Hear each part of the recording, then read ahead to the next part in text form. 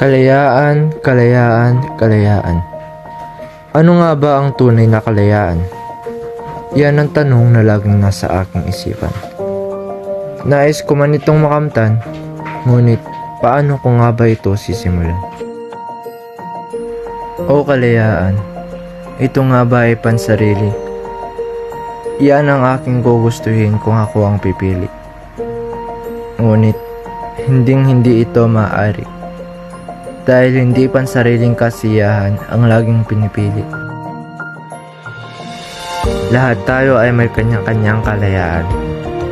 Ito man ay lalaki, babae, mahirap man o mayaman.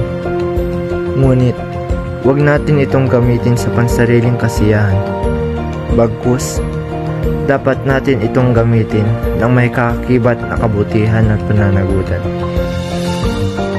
Sa bawat hakbang at desisyon na ating gagawin, huwag nating kalimutan ang mga salitang mananagot ako. Mga desisyon na para sa akin, ito'y ating baguhin at gawin para sa iyo. Tiwala at pagmamahal sa isa't isa ang ipangibabaw mo. Yan ang laging turo sa akin ng mga magulang ko.